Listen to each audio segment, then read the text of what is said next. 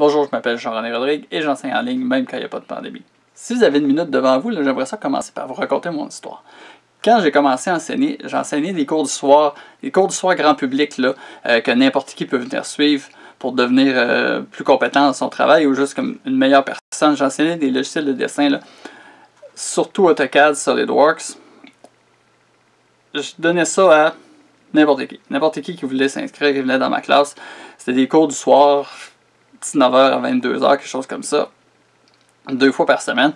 Puis assez rapidement, je me suis aperçu qu'il y a plein de gens que ça convenait pas, cette formule-là. Il y en a qui partaient de loin, qui faisaient 1 heure et demie d'auto. Il y en a qui finissaient de travailler tard. Il y en a qui commençaient à travailler tôt le lendemain. La moitié avait des enfants. C'était pas la formule idéale.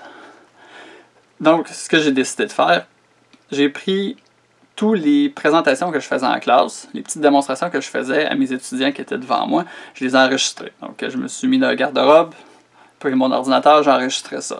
Enregistré l'image de mon écran, plus ma voix. Quand j'ai eu plein de vidéos, je me suis dit, OK, il faudrait que je me fasse un site web pour héberger ça. J'ai utilisé la plateforme Moodle. Puis, j'ai bâti mon cours. J'ai bâti un cours en ligne asynchrone. Ça veut dire que l'étudiant, il va commencer quand il veut, puis il va avancer à son rythme. Typiquement, ce qu'il va avoir, c'est un module d'enseignement sur un sujet qui va comporter plein de vidéos. Chacune des vidéos va présenter un exercice, puis ensuite, il y a les fichiers nécessaires pour reproduire l'exercice. Après ça, je me suis dit, OK, là c'est beau, l'étudiant il va être chez eux, puis il va avancer à son rythme, mais peut-être qu'à un moment donné, mes vidéos ne seront pas si claires que ça, puis ça va y prendre de l'aide. Donc, quand je suis en classe, il lève la main, je vais m'asseoir à côté de lui, puis on parle, puis on règle son problème, puis tout le monde est content. Donc, j'ai essayé de reproduire le plus possible cet accompagnement-là.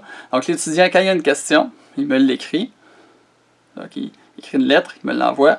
Je reçois la lettre quelques jours plus tard, et je lui enregistre une vidéo, juste pour lui. Je lui envoie le lien, puis il peut consulter la vidéo quand ça lui convient, puis je vais répondre à sa question en lui faisant une démonstration de cette vidéo-là.